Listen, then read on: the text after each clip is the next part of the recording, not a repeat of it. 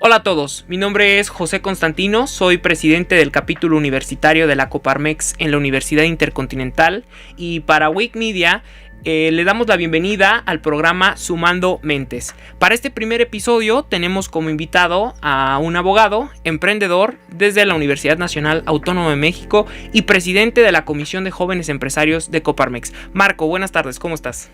¿Qué tal, José? Muchas gracias por la invitación, por el espacio a la Universidad Intercontinental y sobre todo al capítulo que presides, a Coparmex Week, por la invitación. Gracias a ti, Marco, por acompañarnos el día de hoy. Me gustaría iniciar, Marco, preguntándote, esta cuestión de los capítulos, esta cuestión de Coparmex, ¿cómo inicia en tu vida? Es algo que nos cuestionamos mucho. ¿Cómo inicias tú en Coparmex? Yo inicié en Coparmex hace ya algunos años. La realidad es que llegué ahí por lo que representa Coparmex en nuestro país, el único sindicato patronal que existe en la República Mexicana y además la historia que tiene. Estamos cumpliendo 95 años de historia. Es una organización empresarial que refleja la institucionalidad, el humanismo y sobre todo la formación de principios dentro del empresariado. La primera invitación que tuve fue hace algunos años por parte de algún colega que me comentó las experiencias, vivencias que tenía en Coparmex, sobre todo la gente que llega a Coparmex, que son a veces empresarios con una gran trayectoria y que creo que cuando tú estás emprendiendo y comenzando una idea de negocio, en general cuando estás enfocado con ciertos objetivos, buscas rodearte de gente que tiene objetivos similares a los tuyos, y esto es buscar a gente que ya hizo lo que tú quieres hacer o que está haciendo algo similar.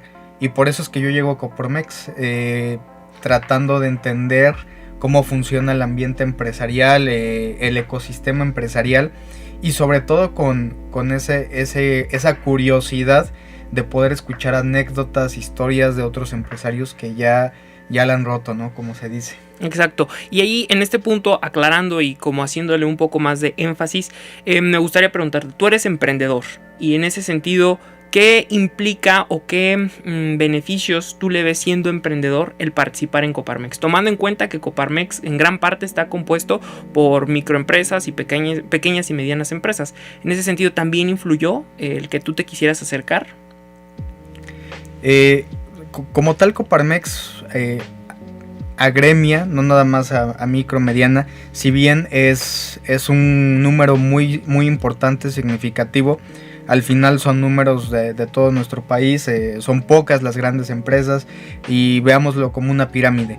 Va aumentando en función del tamaño y las micros son la mayoría, ¿no? Pero en Coparmex había esa oportunidad de estar sentado en la mesa de una mediana empresa, de una gran empresa, de un directivo de una gran empresa. Entonces fue ese interés, ¿no? Y bueno, al final creo que no implica que sea una gran empresa el que te puede contar más, ¿no? Porque a veces la gran empresa pues ya lleva 50, 70 años, ya no te pueden contar a viva voz cómo vivieron caídas, subidas, bajadas, cómo iniciaron. Claro. Creo que el empresariado de la pequeña, sobre todo la pequeña y mediana empresa, son los que más pueden contar en ese sentido de su anécdota empresarial.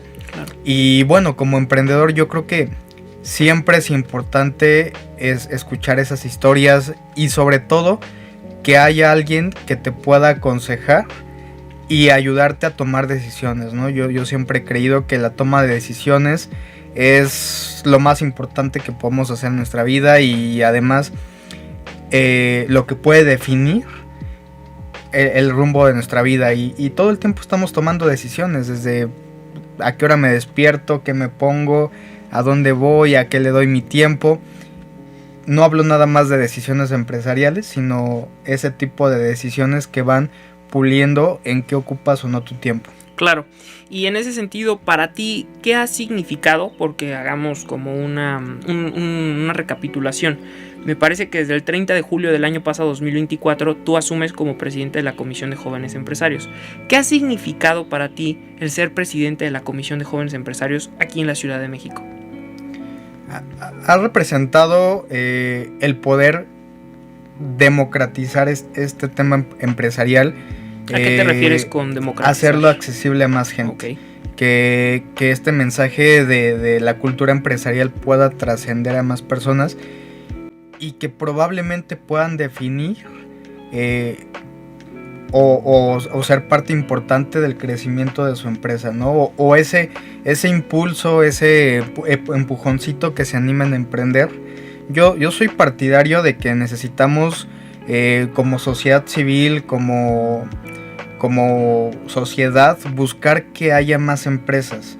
Y esto empieza en el emprendimiento, ¿no? Porque tenemos a veces problemas laborales donde salarios bajos, quizá mucha gente desempleada, y la solución es crear las bases que permitan más empleo. ¿Y cómo creo más empleo?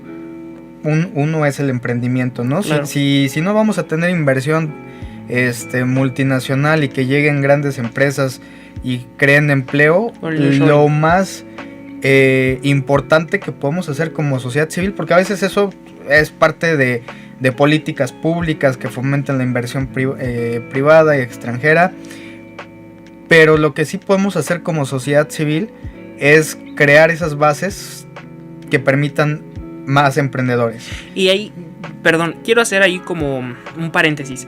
Cuando hablas de emprendimiento, corrígeme, la Comisión de Jóvenes Empresarios de la Ciudad de México tiene 3 líneas de trabajo, pero hablando específicamente de los capítulos universitarios desde la universidad, que muchas veces el emprendimiento le resulta o le es difícil para los jóvenes universitarios formalizarlo. ¿Cómo están trabajando desde la Comisión de Jóvenes Empresarios para que esos emprendimientos, no sé, vender cupcakes en tu universidad y que tu cupcake a lo mejor tenga algún diferenciador? ¿Cómo están trabajando para que eso pueda consolidarse y que en algún momento pueda generar salarios y que sean empleos formales, sobre todo tomando en cuenta lo que el presidente Juan José Sierra Álvarez de Coparmex Nacional ha mencionado de esta importancia de generar empleos formales más que los informales, que ha sido tendencia en los últimos años? Sí, bueno, comentábamos hace un momento, Coparmex tiene esa visión de formar al empresario, de ser esa parte humanista que, a diferencia de cámaras que buscan vincular comercio y que vendan los agremiados, nosotros nos vamos hacia la persona, ¿no? Poner a la persona al centro de todo significa que estamos formando líderes, y especialmente en la Comisión de Jóvenes. Comisión de Empresarios Jóvenes es un nombre correcto, y tiene voy a comentar en un momento esa visión sentido de por qué no jóvenes empresarios, porque sino empresarios la nacional jóvenes. Es jóvenes empresarios. Exacto. Sí, y empresarios jóvenes. Ha sido una cuestión de duda también, pero sí. Y entonces tratamos de formar líderes, ¿no? Queremos que el compromiso de un líder sea, primero que nada, aguantar esas caídas, esas subidas, que es lo primero que necesitas para emprender, ¿no? No tirar la toalla desde ya al principio estoy vendiendo y después llega el momento difícil y ya cambio. O llega un trabajo interesante y ya lo dejo. Creo que la primera etapa para poder generar esas grandes empresas o grandes emprendimientos es generar grandes líderes. Y ese es el trabajo de la Comisión de Empresarios Jóvenes, formar líderes. Y bueno, la primera etapa comienza en los capítulos universitarios. Queremos proyectar estos valores humanísticos dentro de cada uno de los miembros de los capítulos universitarios, para que en el momento en que ellos sean tomadores de decisión en su emprendimiento o empresa, sean asertivos, vean una perspectiva social y sobre todo creen ese ambiente de empatía con sus agremiados, ¿no? Claro. Que bueno, no somos un sindicato laboral, pero sí patronal, y esto significa el compromiso y la responsabilidad social con nuestros colaboradores. Totalmente. En ese sentido, también hablando específicamente de los capítulos universitarios, corrígeme, ¿son 9 capítulos en la Ciudad de México? Sí, oficialmente y con convenio tenemos 8, estamos iniciando un nuevo capítulo. Afortunadamente yo había un convenio con el Tecnológico de Monterrey, pero todavía no está formalizada la toma de compromiso del capítulo. Pero sí, materialmente tenemos 9 capítulos en la Ciudad de México. Hay comisiones en otros estados que tienen capítulos universitarios, pero aquí en Ciudad de México somos 9. Y a ver, corrígeme, para tener también la información. En algún momento nosotros escuchábamos que habían 1500 capítulos universitarios a nivel nacional. ¿Qué tan real es esto? Suponiendo que a lo mejor el número puede estar ahí, pero de los que realmente participan, ¿como cuántos estamos hablando a nivel nacional, Marco? No sé a partir de qué se tomó este número. Lo cierto es que actualmente yo números más o menos puedo contabilizar por ahí de 22 capítulos. Ok. O a través de que, no sé, vamos a suponer Universidad de Insurgentes, que es un capítulo universitario de Ciudad de México muy importante, tiene 120 campus. No sé si cuenten o contabilicen un capítulo por cada campus o cómo sea. ¿Cómo hicieron el conteo? Es el conteo, exactamente. Sin embargo, bueno, así como lo hemos trabajado en Ciudad de México propiamente, que es un capítulo por universidad, tenemos 9 y en el país tendríamos por ahí de 22. Ok, y destacando esta parte, la Ciudad de México realmente, Coparmex Ciudad de México se diferencia porque sus capítulos universitarios tienen participación, ¿cierto o no cierto? A mí me gustaría pensar que en todas las comisiones hay participación de los capítulos. Quizá históricamente nosotros hemos empeñado mayores esfuerzos en generar un mayor número de capítulos. ¿Y por qué? ¿A qué crees que se deba? ¿Por qué implica que Ciudad de México sí le ha metido más trabajo hacia las universidades? Claro, con sus ciertos puntos de oportunidad. ¿Y por qué no pensar en Jalisco, Nuevo León, Tijuana o diferentes centros empresariales que no han como dadole tanto auge a los capítulos universitarios? ¿A qué crees que se deba? Yo creo que tiene que ver con el liderazgo de nuestros presidentes de centro empresarial. El interés o la visión que trae cada uno de los presidentes que hemos tenido en el Centro Empresarial Ciudad de México. Quizá a diferencia de otros centros, la participación de jóvenes tiene una mayor importancia o relevancia dentro del centro. Se le ha permitido a la Comisión de Empresarios Jóvenes tener un lugar en el Consejo Directivo, por ejemplo, que eso no sucede en todos los centros empresariales.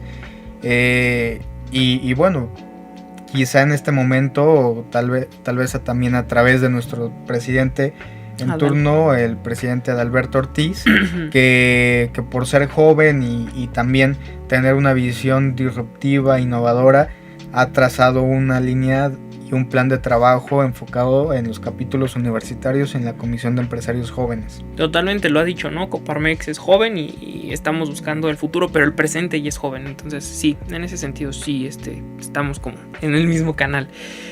Por otra parte, me gustaría preguntarte, ¿cuál ha sido el mayor reto que has enfrentado al frente de la Comisión de Jóvenes Empresarios? Yo creo que ha sido relacionado un poquito con mi empresa, el ámbito legal.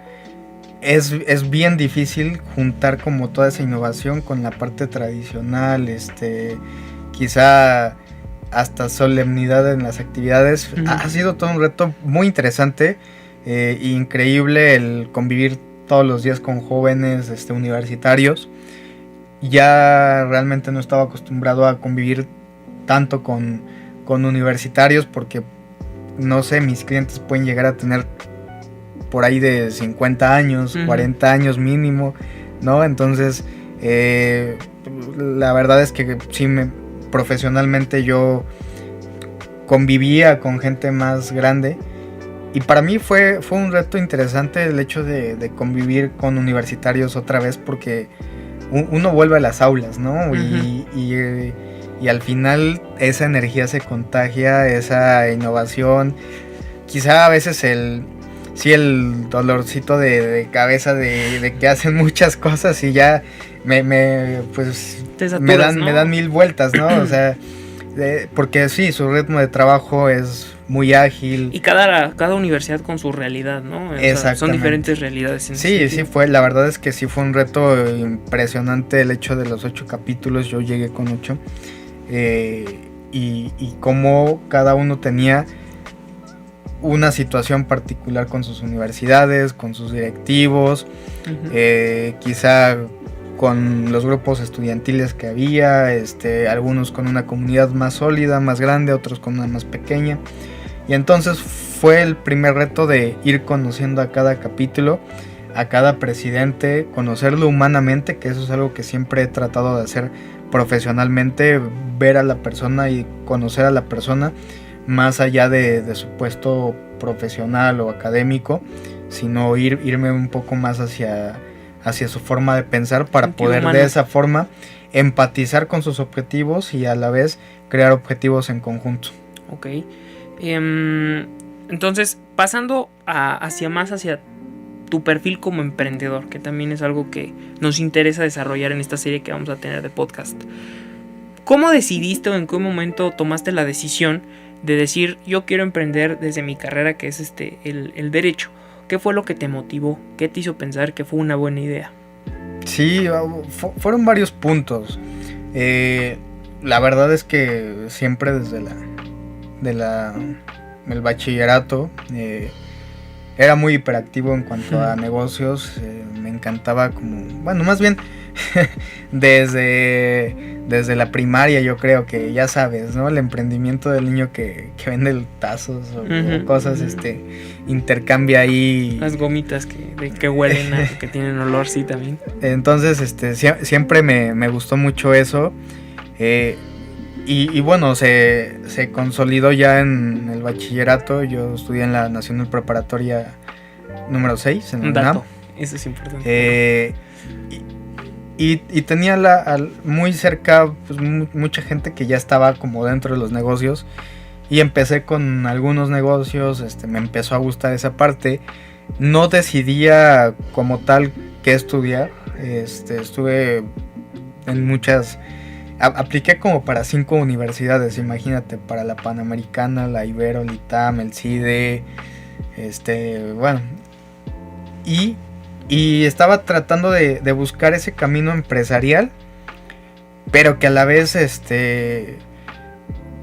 tuviera en la parte universitaria esas herramientas para poder iniciar un negocio y dirigirlo, ¿no? Y lo primero que piensas es administración de negocios, sí, llega a pensar mercadotecnia y en cierto punto, a través de algunos consejos de algunos mentores que tenía en ese momento, fue que llegó la parte legal, ¿no? De, oye, pues la verdad es que puedes decidir mejor en tu empresa si sabes derecho. Y bueno, fue lo que decidí. Me quedé estudiando derecho en la UNAM. Y la verdad es que no me arrepiento, porque con una visión empresarial, entendiendo el derecho, pude ir forjando ese camino de emprendedor. Durante la universidad igual tuve otros emprendimientos. Estuve trabajando en despachos, en varios puntos, sí, durante la carrera. Creo que es muy importante para los emprendedores trabajar un tiempo, porque hay emprendedores que salen de la universidad y se lanzan, ¿no? Uh-huh. Y a veces está bien, pero no siempre, ¿no? Bueno, nunca hay una fórmula, pero sí es algo que recomiendo. Trabajen en lo que estudian un tiempo, véanlo, pálpenlo, aprendan a ser el mejor empleado y después van a poder ser el mejor empresario, ¿no? Pero si no aprendes a obedecer, a seguir órdenes corporativas, va a ser muy difícil que tú las crees. Claro. Bueno, estuve trabajando ahí y me di cuenta de muchas necesidades legales que había dentro de la industria. Ya con una visión empresarial ya no ves el derecho como un abogado, un pasante que llega y se sienta y trabaja, ¿no? Ya empiezas a analizar sistemas. Sí. Y áreas de oportunidad incluso, ¿no? Exactamente, y ves cómo funciona el tema de la clientela, cómo funcionan la organización, la cultura empresarial del despacho. Y me di cuenta que dentro de la industria legal en México hay muy poca innovación, muy pocos quizá despachos que se han institucionalizado como empresas. Se ha visto mucho el tema tradicional de que casi una empresa familiar, que no tiene organización, que no delega, que no tiene un sistema correcto de de recompensas para Le sus falta a lo mejor la colaboradores. profesionalización, ¿no, Marco? Exactamente.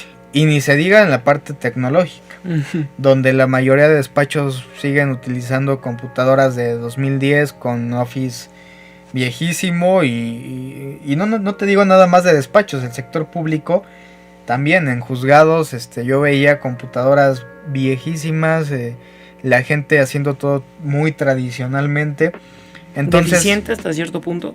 Muy deficiente, definitivamente. El hecho de que haya alguien que dedica su tiempo a perforar expedientes, a coserlos, a archivar tradicionalmente, y entonces me di cuenta de la deficiencia tecnológica que había, de la quizá también falta de estímulos o recompensas dentro de la organización, y también clientes muy insatisfechos. Lo cierto es que poca gente es la que habla bien de su abogado, casi todos es como, no, es que no me responde, es que se desaparece, es que lo tradicional también de me llama para pedirme para las copias, no sé si lo has escuchado. Sí. Entonces eso se traduce en que no se ha visto como un cliente y un proveedor o un servicio que se debe de profesionalizar y hacerse correctamente, ¿no? Claro. Son muy pocos los despachos que lo han profesionalizado, y desgraciadamente esos despachos son los que no están al alcance de la gente de a pie. Pero a ver, retomando en ese sentido, lo que tú hiciste entonces, y lo que no sé hasta qué punto podría ser un copartip de Marco, analizar una necesidad del mercado para partir de ahí, incluso, o sea, iniciar tú en algún otro emprendimiento en una empresa que a lo mejor no sea tuya, entender cuáles son sus deficiencias y después ocupar esas deficiencias para tú poder emprender tu propio negocio. Sí, exactamente. Yo creo que es algo que se debe de hacer por parte del emprendedor. ¿Cómo llegan esas ideas? Primero viendo necesidades sociales. Claro. ¿Qué te está pidiendo, gritando la clientela que haya? Y tú tienes que satisfacer esa necesidad. Hay emprendedores que crean algo que, como Steve Jobs, ¿no? Yo no necesito escuchar a mi clientela porque ellos no saben lo que quieren, y yo se los voy a enseñar, ¿no? ¿Qué es lo que quieren? Que revoluciona, ¿no? Exactamente, pero lo cierto es que en la mayoría de los casos lo primero que aplica es escuchar las necesidades, ¿no? Un problema que existe y la sociedad te va a remunerar la solución, ¿no? Entonces traté de traerme todos estos problemas que había, los entendí, y entonces comencé a idear esa solución de trabajar cómo es que se puede institucionalizar un despacho y verlo como una empresa, no tanto como una empresa familiar o un despacho, ¿no? Claro. Dentro de la industria legal funciona que les dicen despachos, pero lo cierto es que deben de verse como empresas, ¿no? Ese es el punto. Algo corto que le dirías a los jóvenes que quieren emprender y que tienen de diferentes negocios, desde quien vende un cupcake hasta quien está generando un producto que puede o que piensa que va a revolucionar en el sector tecnológico. ¿Un consejo que tú les darías? Profesionalícenselo. Ok. No basta con que lo hagan y empiecen a vender y que ya haya recursos, ¿no? Sino que siempre debe de haber profesionalización en sus emprendimientos. Y puede que seguramente, bueno, más bien la historia de Bimbo, ¿no? Exactamente, una panadería muy tradicional que fue profesionalizada y de esa forma es replicable y puede crecer. 3 elementos que tú dirías para profesionalizar a una empresa. Primero, la introspección, que conozcamos lo que estamos vendiendo. Ok. Al 100%, no basta con que... He escuchado a muchos emprendedores, yo sé vender y vendo lo que sea, ¿no? No basta con eso. Yo creo que lo primero es conoce tu producto, porque si no lo conoces no lo vas a poder mejorar nunca. Okay.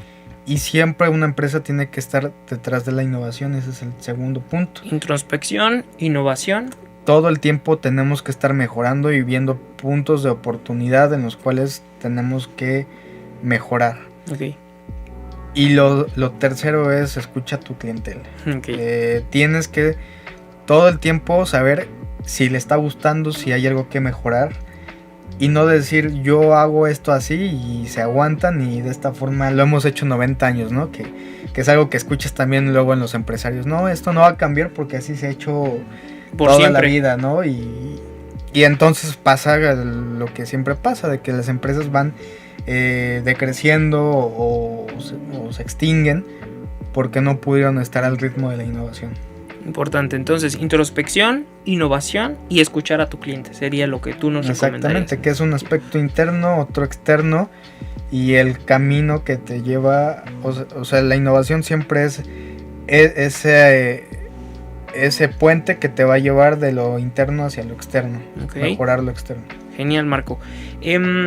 Ahora, ¿qué es el éxito para ti, Marco? ¿Tú cómo definirías el éxito? Yo creo que el éxito es siempre un equilibrio. Poder tener todo equilibrado, ¿no? Hablo de que tu vida esté en equilibrio, te sientes tranquilo y a la vez haya ese ritmo de vida que te gusta y todo está en equilibrio.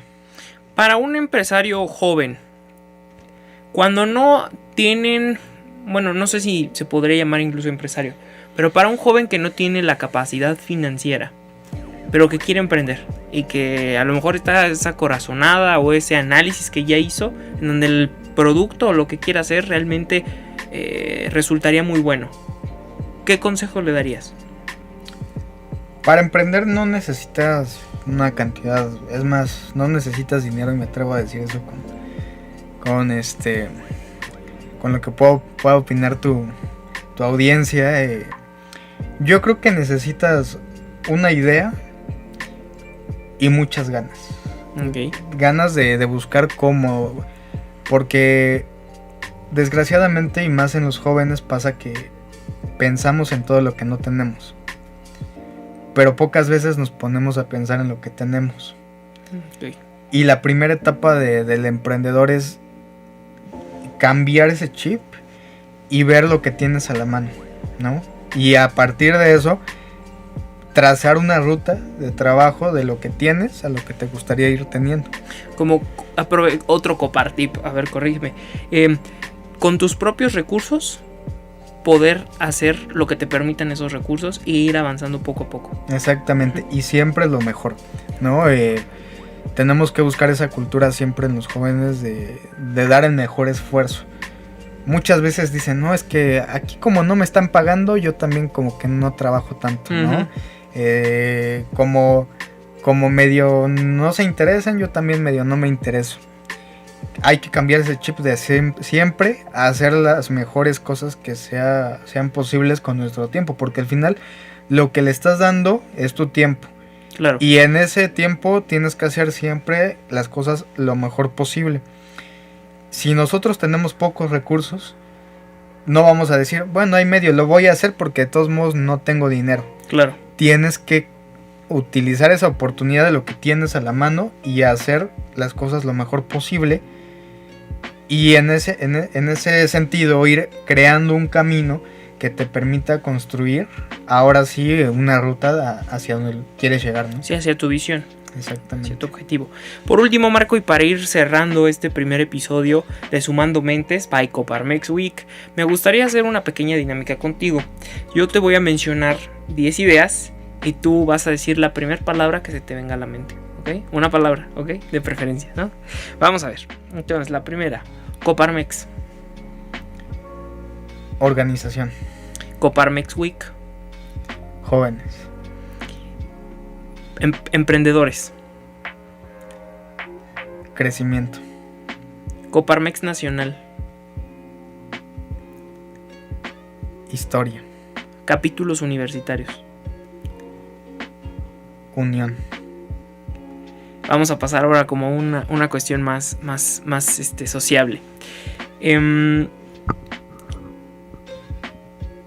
Fútbol. Deporte. ¿Te gusta el fútbol, Marco? No, la verdad es que... No. ¿Qué deporte te gusta, Marco? En algún momento practiqué taekwondo. Me gusta el atletismo. Yo diría natación. Que yo iba a pensar que le iba a los Pumas porque pues es de la UNAM, pero Sí le voy, pero la verdad es que creo que nada más una vez en toda mi vida he visto un partido completo Ok, de fútbol. va, pasamos al siguiente. Matrimonio igualitario, Marco. Libertad, Libertad. Aborto. libertad. Libertad. Estudiar en lugar de trabajar.